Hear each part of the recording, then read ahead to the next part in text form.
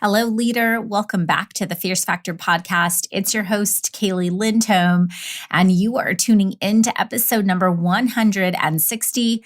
This week, I had the opportunity to chat with another KLC team member, Miss Justyn Ashlee Green, certified aesthetic practice leader.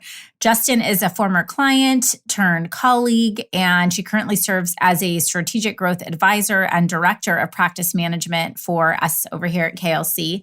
She is also the 17-year veteran CEO of a multi-million-dollar aesthetic and wellness brand based out of San Diego, California. And I wanted to bring Justyn on to the podcast today to chat about the nuances of the aesthetic industry, when it comes to the investment in practice leadership. Both the accessibility to it, to having access to practical training, and the reluctance of many practice owners to really prioritize the development of business acumen and leadership skills in both themselves and their employees. And I really want to bring some awareness to our industry with the rapid expansion of aesthetics and result the undeniable growth of, to be honest, very poorly managed businesses. At the same time, we're seeing monumental shifts in possibility for entrepreneurs blossoming in this space. And I say this with the utmost love and respect. Claiming I'm just not good at business can no longer be an excuse if you want to be a business owner. Just because you want freedom, flexibility, and the ability to call the shots doesn't automatically qualify you to run a business, as you may have already experienced. And listen, Goddess, I have a feeling you and I were a lot alike. The fact that you follow this podcast tells me that you are an elite visionary, and you probably are stupid successful for the very reason that could sabotage the growth of your business and most certainly the love you have for your business. And that is the reason that your strength is also your weakness. You're unrelentingly committed to the highest level of excellence for your business, your clients, their experiences, and their results. You want things done a certain way, and you aren't willing to settle. But what we do too often is pull tighter on the reins and tend to then do everything ourselves instead of equipping fully capable team members with the skills and knowledge to build a self-led company. And that's why we designed the Certified Aesthetic Practice Leader Fast Track program. It's a comprehensive practical MBA for aesthetic practice leaders who don't have time for fluff. And let me tell you, there's a lot of it out there, but need the immediate wisdom, resources, and direction to lead a thriving aesthetic practice. You'll hear us reference this course in our podcast, and you can learn more about it at klcconsultants.com/practice manager. This is an on-demand program with no start date, so you can enroll today and the entire curriculum will be yours forever. At the end of this episode, Justyn pulls a little switcheroo on me and surprises me with a few random questions. I'm sure she enjoyed catching me off guard. I hope you enjoy this episode. Okay, leader, I can't wait to share this incredible interview with the very best in the business, Miss Justyn Ashlee Green. Enjoy.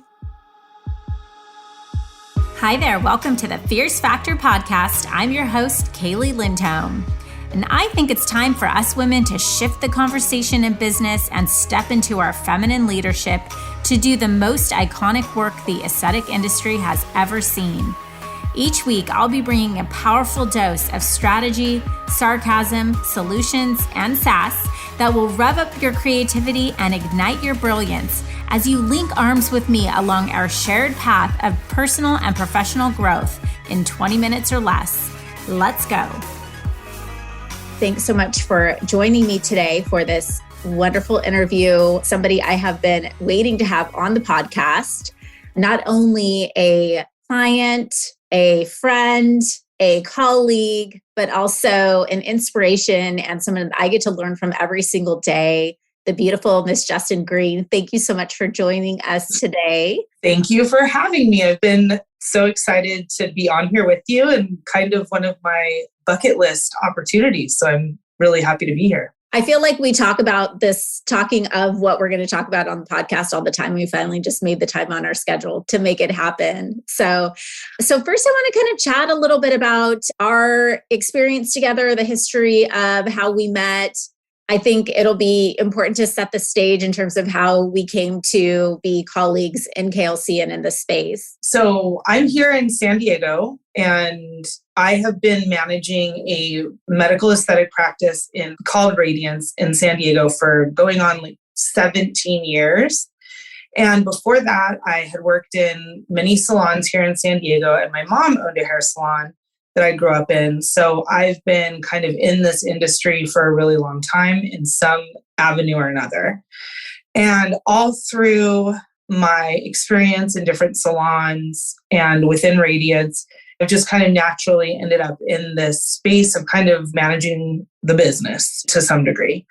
And it's just always something I've naturally been drawn to. And then after so many years with Radiance, there was just always this direction or like a need, like something that was there from just organizational business direction, like vision area that I needed, that I knew I just had a need for, but I didn't even know what to put a name on it for, like I didn't know how to ask for, and then you kind of get to the point where when you're, actually working in a practice and making money and getting bigger and growing, you sometimes don't even have the time to even think about like what it is and what you need. So we've been a long time advocate and resale partner with Jen Rainey Skincare, which I love and use daily. But they had afforded me the opportunity at the end of 2020. They afforded me the opportunity to, and I quote, like have the opportunity to go into the 6-week business bootcamp should I order in at the appropriate amount of dollars. And I was like, yes, tell me how much money, like I need business bootcamp, whatever strategy. I think strategy was the word in there, and mission statement. And I was like, yes, all of that I want. So that program was called TAP. It was called Transforming Aesthetic Practices. So kind of pivoting into like this new world of medical aesthetics post-pandemic. And so I got into TAP, and the first day was you, Kaylee, like on the screen, just passionate about it and talking literally a language that was perfect for our industry, exactly like the type of support and understanding what our market is about, what our industry is about, and things that might ring true to all of us that were there in this forum. And from that moment on, it was like I was drinking it and eating it and listening to it on my way to work and, all about it. So it just really answered this huge need in my professional life and really helped give me direction and clarity on what I was doing. And I was really super burnt out. So it kind of just made it like, just opened this thing for me. And then it also just has continued to benefit me personally every day since. So, that was, I think, the very beginning of 2021. And here we are now in May 1st of 2023. And loving it ever since. Does that answer the question? Yeah. So we met through TAP, and then you were a 2-year-long Academy member. Yes. And so at the time in our Academy, when I launched, now remember launching our Academy was sort of at the heels of my experience working as a practice manager, helping run as a profit share partner, a multidisciplinary aesthetic practice. And I had no tools. I had come from corporate America and was like, I knew a lot about I have a business degree, I have a marketing degree. I, was a sales manager. And then I get into a practice and I'm like, what the heck, where there's no resources, it was like, they're calling like, hey, do you have an SOP for that? Like calling your buddy, like, help me out. And I'm like, what is going on here? There's no support. And so I really was hopeful to bring practice managers through our Academy.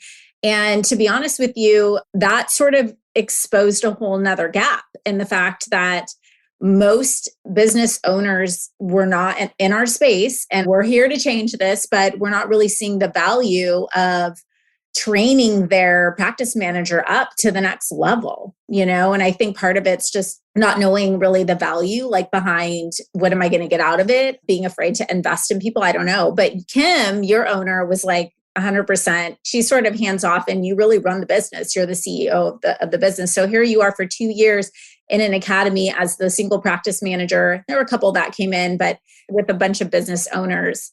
And then here we are today, graduated from the academy. And like I always preach, always be recruiting. I asked Justyn to join us as a coach in our academy. And so we've just done some really incredible things together, Justyn, since having you on board. We've been able to really, for me personally, kind of help realize the vision of putting together some tools and just really practical resources for practice managers in our space and at a really affordable price. And of course, we put our heart and soul and put hundreds of hours into developing this.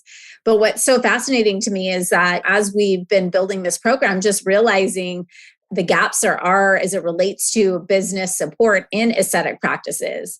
From your perspective, I don't know, you feel the same way as me, but I just don't really understand how, and maybe it's sort of the evolution of aesthetics and how things have changed so quickly, but we've got, let's say maybe back in the day, it was, just plastics and derms, maybe some other non-core physicians offering aesthetics. Maybe they'd have a nurse injector in there. I mean, today you've got nurse injectors that are literally starting their careers as injectors, building multi-million-dollar empires. And we've got practices across the board that have no structure in place for management of their operation. Is it just me or is something missing here? Well, it is wild, but It's like you end up with all of these incredibly intelligent, capable people coming from the medical field into this industry. Yeah. And they don't have a lack of vision. Many of them are super, super creative. They're open-minded free thinkers and obviously very intelligent and capable, but they don't have an MBA, and I don't either. But that's the thing is that many of them are capable with business, but do not have, like you're saying, the resources. But every business definitely, I didn't even know what an SOP was technically until we started talking about it. And I was just like, oh yeah, seriously, like that's one of the things that I knew. I was like, if I had known what that thing is, I've known that we need that. I just didn't know the even name for it. Now I'm like writing an SOP every day. So it's my new language. But well, it's interesting because as you're saying that, what's coming to mind for me, it's like, I hear this every day. If I had $1, for every time an aesthetic provider tells me I'm not a business person, but they have a multi-million-dollar business or they're building an operation that has potential for that. It's crazy to me. And I think that then you start telling yourself this story. I'm not a business person. And the truth is you are a business person, but you need to make a decision about building your business like a business owner, like a CEO. And that means bringing in somebody who can be the boots on the ground, the day-to-day, running the day-to-day operations and handling those things that aren't really in your zone of genius, Yeah, absolutely. And just having the support to even feel like step outside of that imposter syndrome realm where you can be like, I am a skilled medical practitioner and I am a business person and a leader who needs to build a team. Yeah. And installing, definitely. I obviously know that practice managers are very important, but it's a partnership. Really, it becomes that. So let's talk about that. Why should every practice have a manager? Many practices are super successful without a manager, but all you're doing is diluting your ability to truly be super successful business if you can't have someone that you can trust and that you can support to truly be on that path with you to grow your business. So I think really the benefit of having a practice manager is having someone that you can share ideas with and really have a ally to bring these ideas and focus effort to really succeed and make things happen. Like a marketing strategy or whatever, instead of just being an email or a text message that you're sending out to a group of people, something that you can really truly plan from point A to point B and have social media thing, a printed aspect at the front desk, some collected samples or whatnot. And this is something we talked about in the academy is that in my own experience, I know that we were able, Kim being our only solo provider when I first started working with her, I know that there were many opportunities that would have totally been missed if I hadn't been there and available and known what it was that she needed. We wouldn't have been able to make connections, give certain support to patients and that kind of thing. It's just, having an ally who's kind of on the same path with you is that alone, I think, is invaluable. Yeah. Just execution. Yeah. And I think too, like when we think about scaling as an entrepreneur, we're always thinking of growth and the next thing and the next direction to go. And how can I advance? And that's really like, even sometimes we get to where we are as entrepreneurs just because by the sheer like desire to do something at the next level. And I think that without having somebody running, leading, executing, to your point, that vision, you're really going to stagnate that your ability to scale, just even from an operational standpoint. Where are you most valuable? And then on the downside, like you start doing everything. Let's say you're fully capable of managing and running your own business, right? And or even you led the business, you can't be everything. You can't do all the things. Something's got to give. And so we find our clients, sometimes they're of course running a great business. Of course they have a great team. They have all of the things in place, but they themselves are the person who is like, everything goes back to them. Every decision goes back to them. They can't be out of the weeds. And they go home completely dead, exhausted, burnt out at night because they don't have somebody that can say, let me take that, be responsible for the result of that vision that you put out there, right? Instead of just this sort of micromanagement of the tasks and the to-do list of everyone on their team. Yeah. Yes. What do you think are qualities or characteristics of a strong practice leader? I think one of the things that I laugh about with many of the people that I've worked with in the practice management certification course is that every single one of them, the good practice managers, say that they have this. One of their worst qualities is that they would just rather do it themselves, just to have it their way, or done correctly. Okay. But they know on the flip side that they have to know how to delegate effectively. Okay. So I think that you understand that you really have this desire for efficiency and having it done right. And you can kind of see what needs to happen to like what right and correctness is. But you also see that you can't do everything, that you do need to delegate. You do need to be able to trust your team and lead. So I think that's definitely a huge thing I have noticed in myself and every other practice manager I've worked with. And I would say too that a practice manager absolutely has to anticipate the needs of the owner and the practice. Mm-hmm. So I think those two things are crucial. And those are personality types. They're not skills. Yeah, I was going to ask because I'm thinking just of, for example, some of our clients who have tried the whole route of, I'm just going to hire someone with a ton of experience and pay a bunch of money. And sometimes that's great. Sometimes it's not, because you really, some of the most challenging things is like bringing someone into your culture and helping them see your vision and then making sure they have the passion and the more subjective qualities, right? But like also, are there skills that, let's say, someone could identify within someone on their team, or is it a character thing where they could say, okay, this person has the potential, and then if I train them and give them the right tools, they could develop into a really strong leader in our business? Absolutely. I'm going to say absolutely. I think you can, it starts with being the right person and really kind of finding those nuanced ways of knowing that that person is on the right track with you. They see the vision. They're part of it. They're the person that's always going to be ready to be the last one out the door to take the trash out. There's not a job that's how I roll. I'm like, I'll do whatever. Yeah. No job too small. I fix the toilet on the fly because, just it's got to get done. That's me. But I think definitely, if you give the right support to the right kind of person, they'll excel and grow no matter what. It's like watering a flower. So I think definitely, it starts with just finding someone that's in line with your vision, the right kind of person. You want to talk to them. You want to share with them what's going on, and that they've got your back. Yeah. Where do you think practice owners go wrong with hiring a practice manager or practice leader? I think really this is something I've learned from you, is that having a strong understanding about who it is that you want in your organization, and really having really laser clarity around the type of person that you want. And then having a really solid hiring process so that you can really, really learn something about the person, not just see them on paper and outline, tell me about your experience answering phones. Tell me about your experience writing a handbook.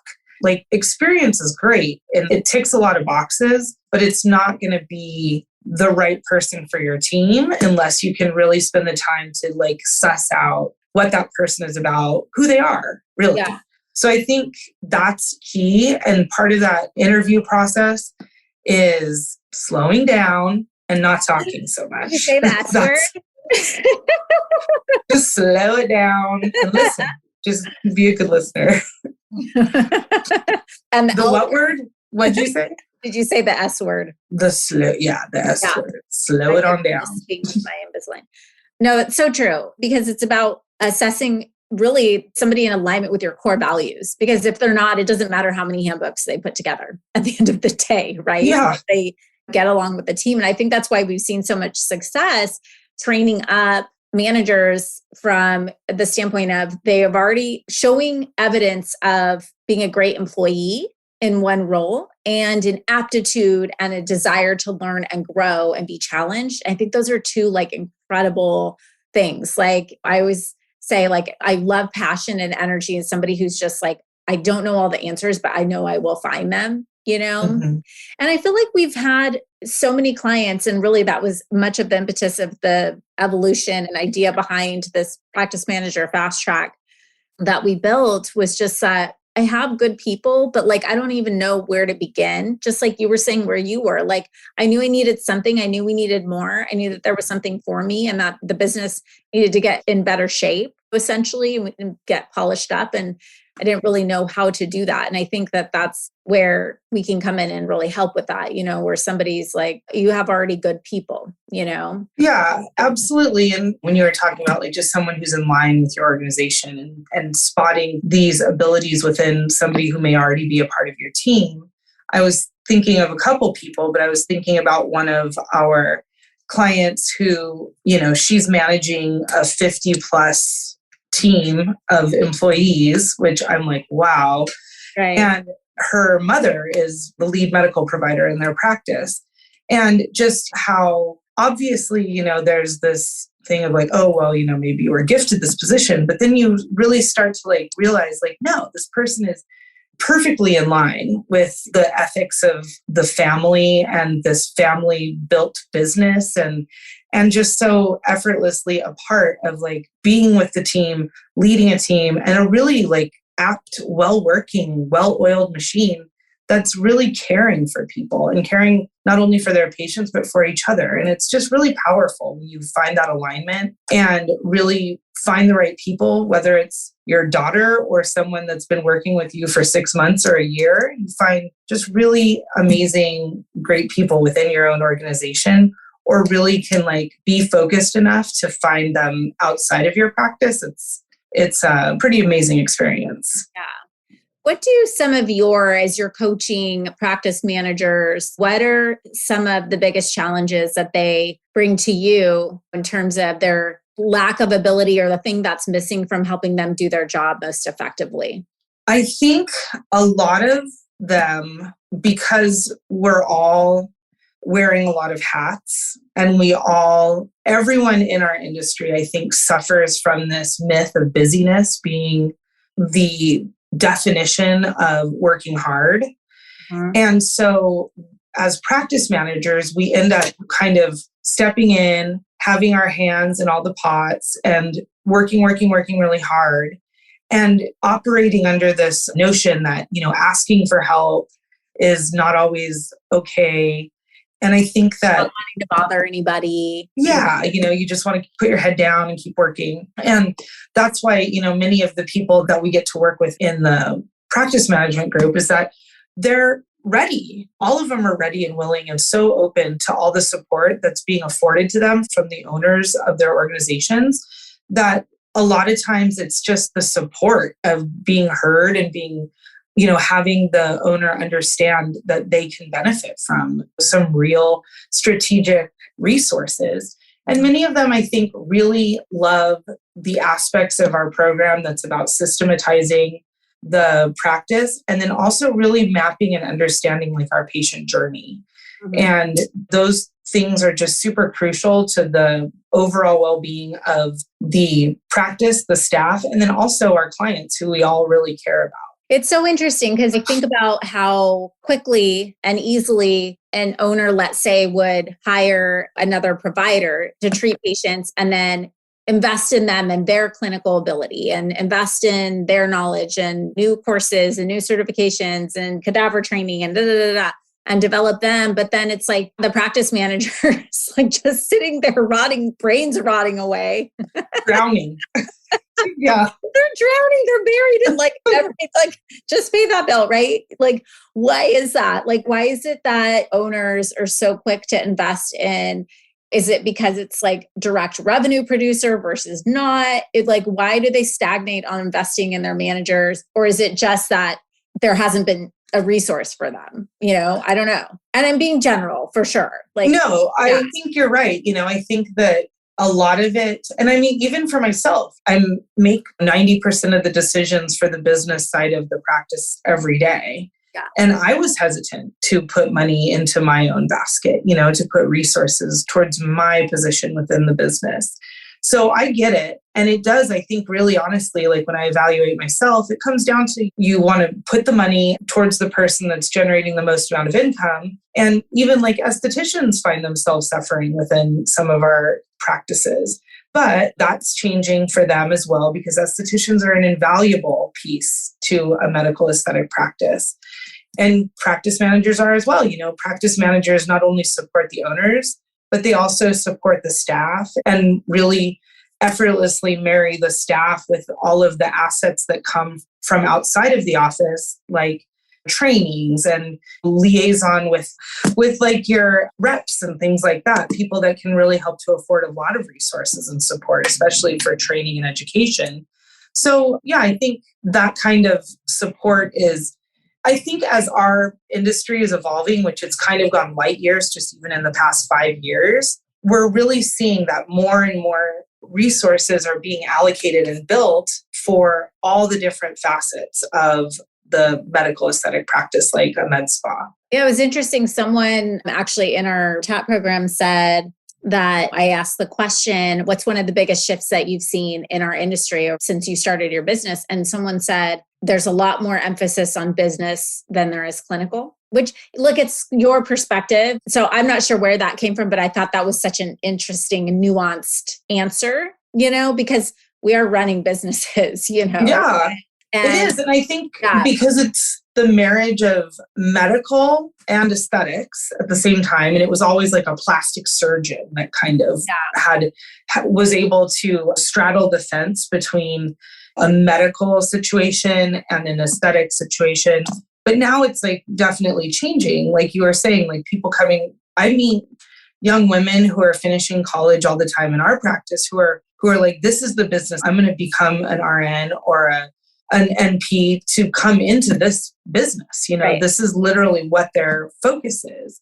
And so I think that as it's actually become its own genre of legitimate business within medicine, the business side of it just is obvious, and even back in the day, no plastic surgeon was going to sell skincare.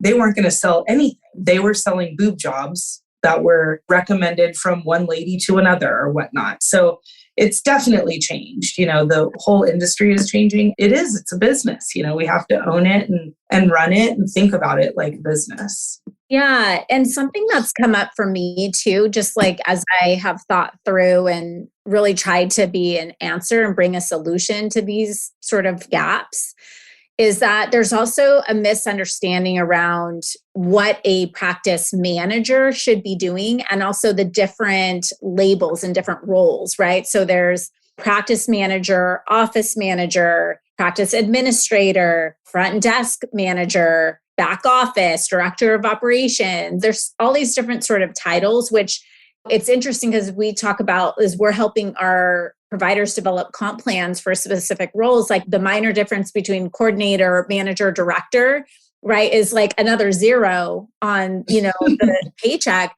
Yeah. And so I think in my mind, like to start, like until you have a fully scaled and systemized running operation, like don't get yourself in the weeds on the titles and the who's and the what. And that's really why I wanted to call our certification a practice leader, because it's somebody that could be the right-hand person for the business owner that can say, I can link arms with you and stand shoulder to shoulder with you as a visionary to help you implement and execute this beautiful vision you have for your business as a founder. And then we can put the people and the things in place. But right now, essentially what you need is someone who can be your partner in executing on that vision. And to me, that requires understanding of, and a lot of what we talk about management versus leadership and the nuances to me of like running, to your point, an aesthetic practice is so nuanced to like other management and other industries. Even for me, coming from the industry side of aesthetics, night and day difference. I've been a leader my whole life. I've been captain on my soccer team through college.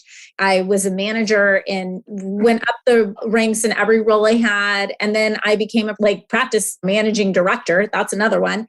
And I was like, this is so different, And so, yeah. So just to sort of segue into how are we addressing and solving this problem, Justyn, when you came to join the team and we really started to put our heads together about, we had been getting asked for this for 2 years, but we really started to take the time to thread all of the specific knowledge, skills, resources, templates, tools, curriculum, understanding of the specifics of an aesthetic practice into this fast track. And it was kind of like, what if we could take this sort of practice leader position and give them a runway for gaining all of the really specific practical knowledge in a way where they know how to focus, they know how to prioritize, and they start to build and develop the competence and confidence to then, to your point, delegate to other team members and start to understand who we need, developing the people plan, being a resource for implementation.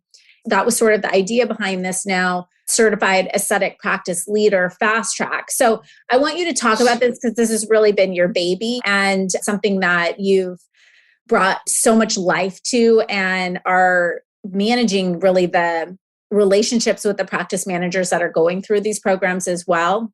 Can we talk a little bit about going back to who's it for and who, because I know myself, I don't want to invest any money into anything or anyone on my team, not because I don't love my team, but it better be a great program and it better do its job and I better get results and not just something that's another thing for me to buy. And so I'm going to just play the other devil's advocate, right? So talk to me about why should a practice owner invest in this and for who would be a great candidate on their team to go through this program? So we've worked with practice managers who are dedicated, long-standing fixtures within their practices that are operating already as practice managers. And we have worked with 1 or 2 person teams they're the owner and they're just looking for the support to even know what little business pieces and tools that they need. So we've kind of seen both ends of the spectrum. So that being said, it's I really do think that if you really don't know what a practice manager can do for you, and this podcast isn't answering that for you, then you might be a good candidate for the practice management certification. But I say that no. Every practice needs a manager. Yeah. I mean, if you really want to go that route, but I'm going to say that what anyone's going to glean from it is the support and the resources to understand how to pick out the parts of your business that really have the potential to excel right off the bat. To also nurture the parts of your business that really can just flourish with just a little bit of attention. And then that also being said, the parts of yourself that maybe you just need to polish up some organization. Maybe you need to learn some delegation. Maybe you need to really think about and get more intentional about how you create a to-do list. Or even work with your owner to really, and this is something that almost all of our practice manager certification folks really get into, is the mission, vision, and values work that we do in the academy, which is really crucial to laying like a foundation that has a soul for your business. So I think that really having those tools at your disposal and really kind of learning about the business of this industry is crucial. And I really am super, super hardcore about the fact that a practice manager and the owner should really be working together closely. The practice manager, I think, innately wants to take on some of the responsibilities from an owner. Yeah. So I think really having two people working well together, or we've even had a practice management teams that are like 2 or 3 people going through the course together who are really supporting each other and the owners.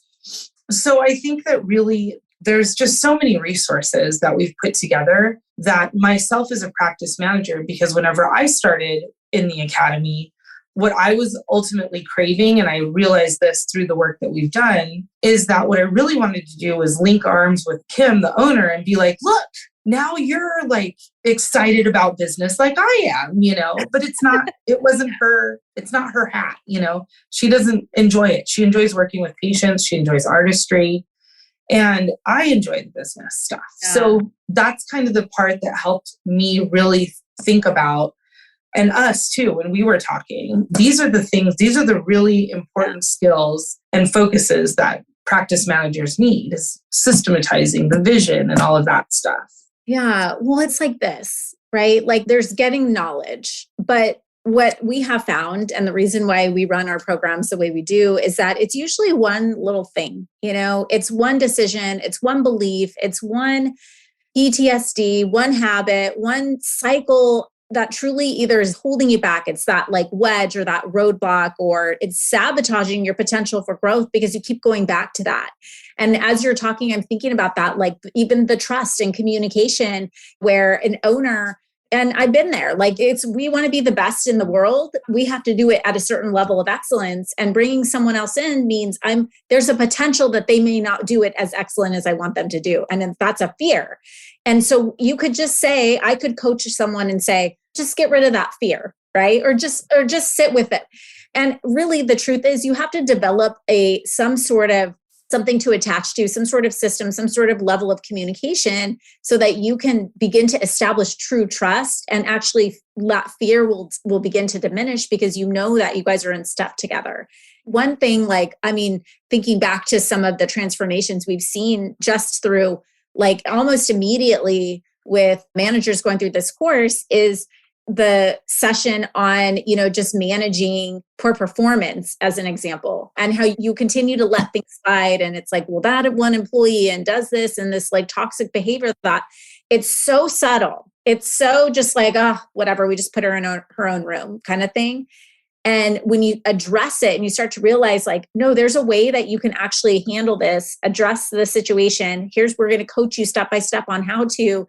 And coming out of that, like even employees either shaping up or deciding to leave, and the practice suddenly being in a better place because that employee who the owner was afraid to get rid of, or they have that sort of come to Jesus had happened, And so it's just, that's like one thing that could change everything. It could be the one domino, and it's so different for every single practice. Yeah. It seems like once a quarter, we're working with someone who and I've been there, let go of one bad energy folk, and everything kind of settles into place, Well, it's like, how many times have we heard like, some days I don't even want to show up and walk in and see that person there, That's a sign. Yeah. Red flags. Yeah.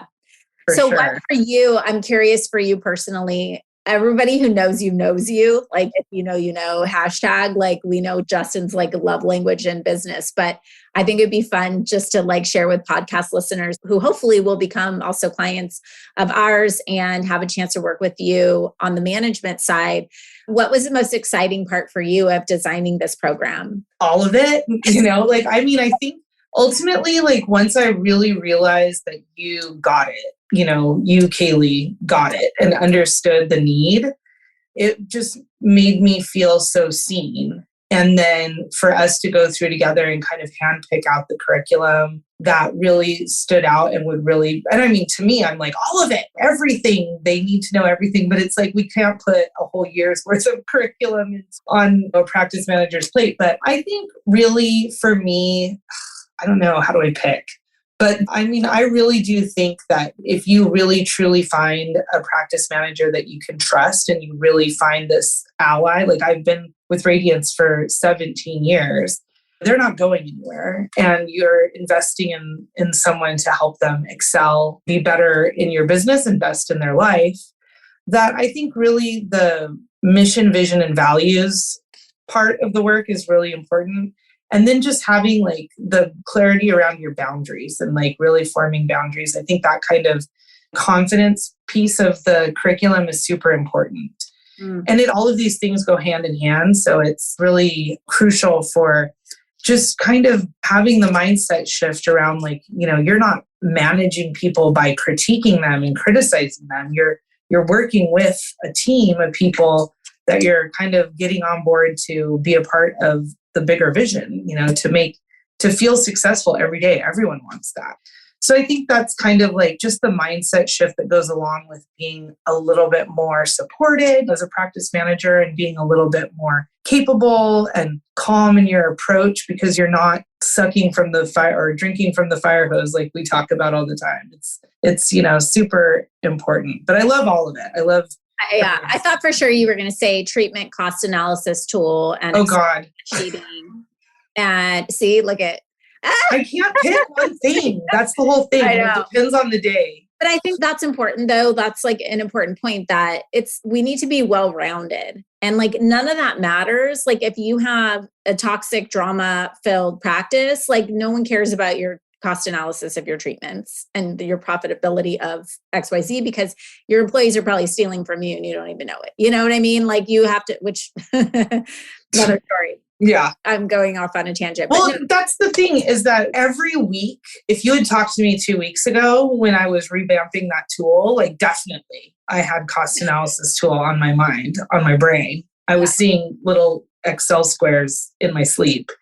But this week, for me personally, the last couple of weeks have been a lot about like really having to lean on our values and really having to really apply it into this real life situation of our team and our growth and like, where are we going and who are we doing this for? So it just a couple weeks ago, I think we would have hit the nail on the head together. But today I'm like, I need my manifesto.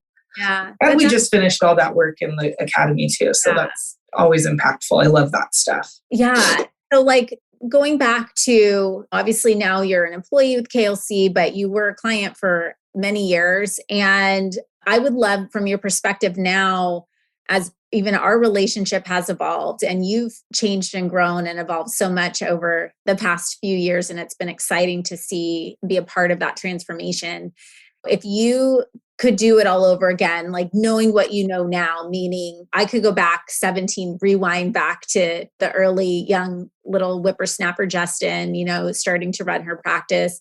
And maybe you had access to tools that you have or things that you know now. What would you do differently? I think that the thing that I definitely regret spending so many years doing was just taking things on blindly and not communicating as well as I could have or should have with everyone around me. I think that if I had, because basically what I was doing was I was doing more and more and more and more and more, but no one knew it except for me because I was feeling it. I'd have this like pain in my back that would pop up. And I don't even know when the last time it was that I had that, but like I was just getting stressed out and overwhelmed and just really being like, I remember just being like, what am I doing? Like all the time I'd be like, what am I doing this for? Like, why? Like no one sees, no one appreciates. And it was my own fault. Like I was sitting there taking on more and more and more. And then enabling myself to be like a victim of like, oh, pity, poor me.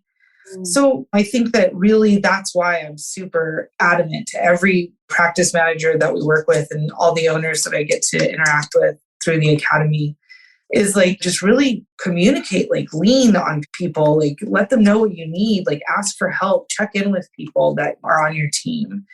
And also too, no one really expects you to do it alone. No one does. So I think that's really the thing, that just having that communication and then having boundaries, like it goes hand in hand. Like I've learned to kind of protect my time and be like, I'm not going to be a nervous wreck at work or at home, And so I've really got to like own it, that like, this is what I can do in the 5 hours I have to work on this stuff today. And then, I could go on and on, but I think that's the part that I really wish that working with the academy and working with the practice management track, that's the part that I really, have learned among a billion other things. But that's like the one that I really find very impactful for me. And when I say that to other practice managers too, when we have our coaching calls, you can see them just go, yeah, like take a sigh of relief and take a step back and be like, yeah, you know what? You're right. I don't need to put that on myself. I can ask for help and I am supported. And all of us are working, and we're so lucky. Like this industry is so amazing because it is really women led. And I love that. And like not knocking all the men out there in our world, but it's a women-led industry, and I really love that. And I love working with powerful, high vibrational women all the time. And we are women, this is part of our feminine power, is that we can do it all, but none of us expect any of us to do it all. And we're so good at like talking and sharing with each other and like, listening and really empathizing, and it's cool. It's powerful. Well, that's the thing for me. Like, I think at the end of the day, you and I both agree that running a practice and having leadership responsibility over any aspect of a business, right, regardless really of your role, but in particular, as a practice manager supporting a service-based, high-growth female business owner, as an example, you need support too, Yeah. And I would, to think that like my team members, and that's where I get my pain too, like in my back, my shoulder right there, to think that my team members would be suffering silently I would feel absolutely devastated. Like it would kill me, but it's not impossible because we're all just doing our thing. And so I just think, I couldn't be more excited about this program and the results that the immediate, like just polishing and power tweaks that practice managers and owners are able to make, and the ability to now accelerate and elevate team members on your team where you're like, people are always afraid. I'm afraid I'm going to lose them. Like, how can you help show them a runway for growth and give them a way to feel challenged, give them more responsibility, give them the tools to help develop skills that are going to support you and the company along its vision to go to where it's going. So thank you. I love that. Okay. So wrapping up, any kind of final words of wisdom for practice owners who, let's say, have an A player? You kind of talked about different scenarios, right? You have your established practice manager, you have an owner that just needs to learn how to manage their practice. And then probably category C would be, hey, I have someone on my team. I don't necessarily feel like I have quite the person with the skills, but I have someone with the right passion and ambition to learn them, besides the obvious, but like, what final words would you have for somebody that's in that situation? I think that one of the really powerful things that I've gleaned from these past few years is that leadership is not this natural thing that you either have or you don't. You can really, it's a skill that you can really or it's an ability that's in us that we can kind of uncover and polish and really excel at if we have a little bit of support and a little bit more intention around it. So I think that's something that's really powerful, because I think every business owner or practice manager who might be listening to this, they either saw it in themselves that they had that leadership ability, and they may be seeing it in other people in their team. And all it is just a little bit of trust and a little bit of support and a little bit of intentional backing that those people need to just really flourish and excel.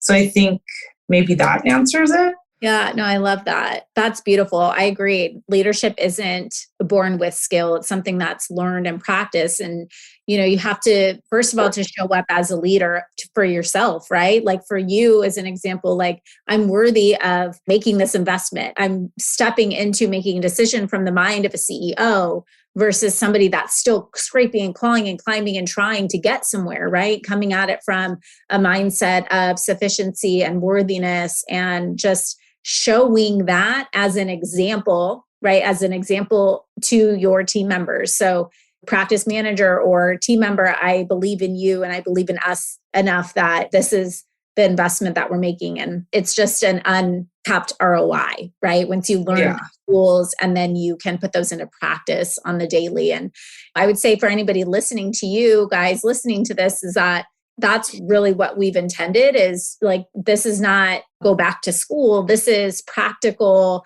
like real grab and like put it into place curriculum and resources and support so that you're not alone on an island. Your manager's not alone on an island. You know, we're there. You have a team and you have people that like get it, have been there and are doing it every day to really support through the process. Definitely. Awesome.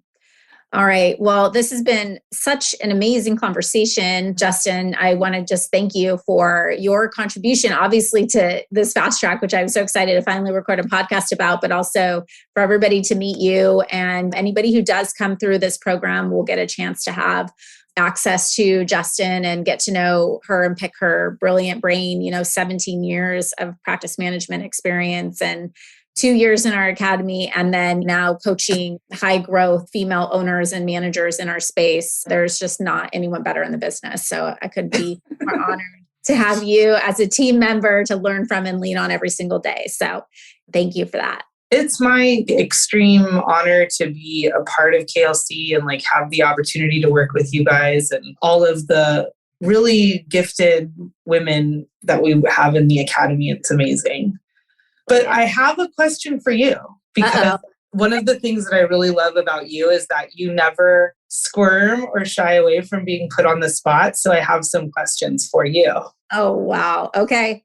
So I know that you journal a lot. Has it always been the case for you? And do you ever have a tough time getting started on a topic or finding something to write about? And what do you do to like get the journal juices flowing? Oh, okay.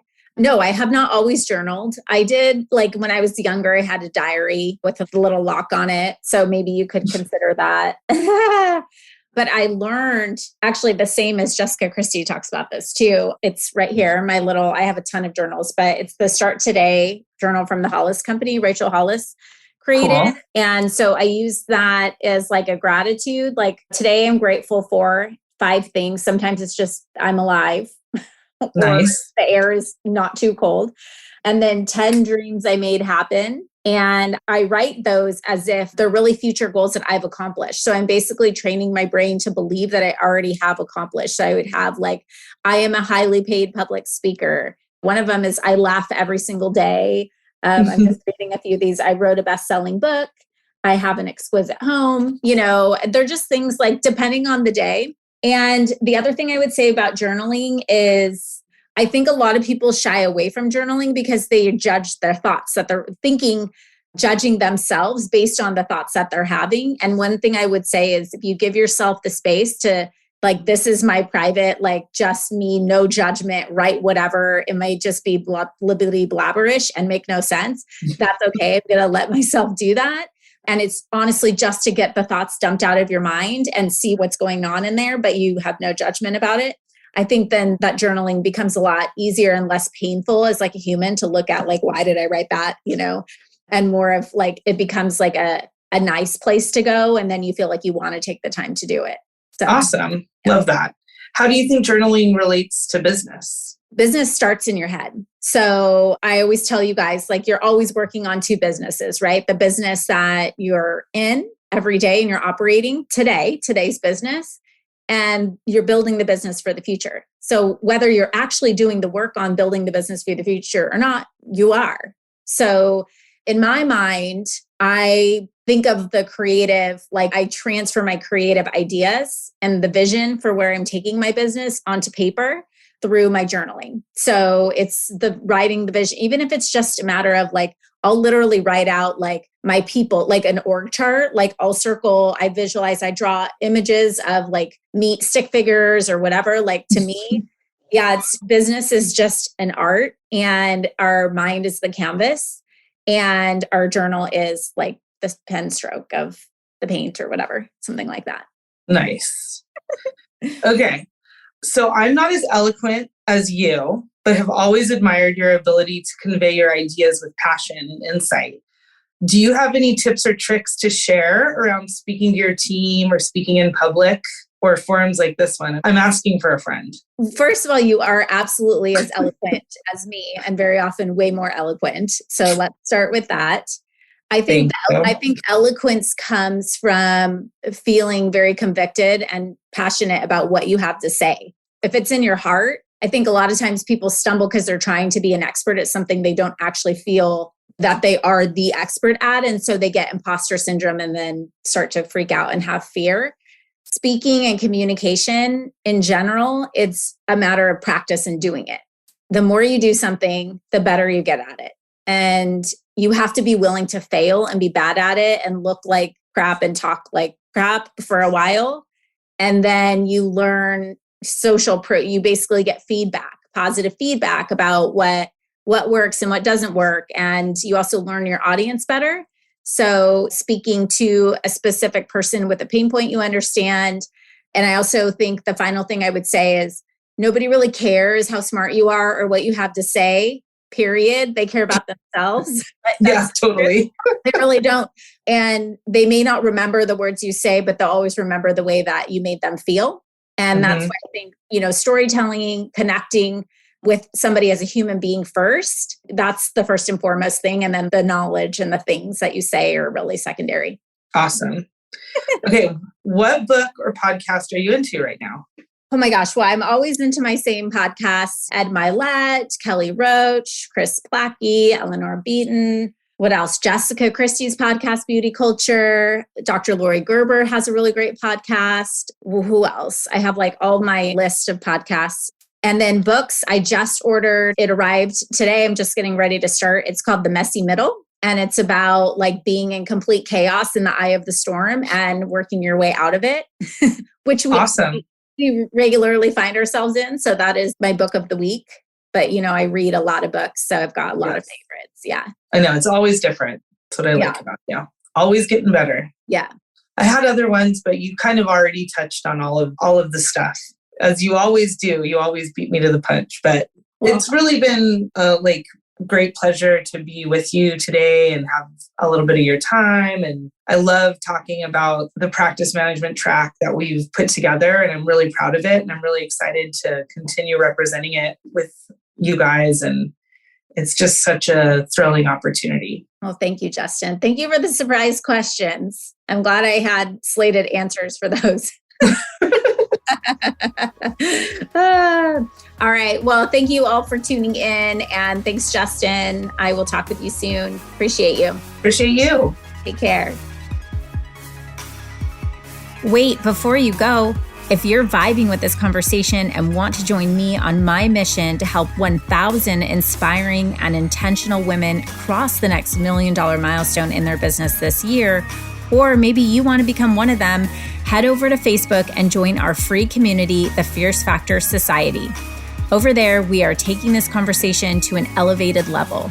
Get access to resource guides, podcast supplements, and guideposts, direct communication with me and my expert team, and of course, a society of fierce women making big moves and disrupting the status quo in aesthetics and wellness. You can link directly through the show notes or head to Facebook and search up the Fierce Factor Society. See you there, goddess.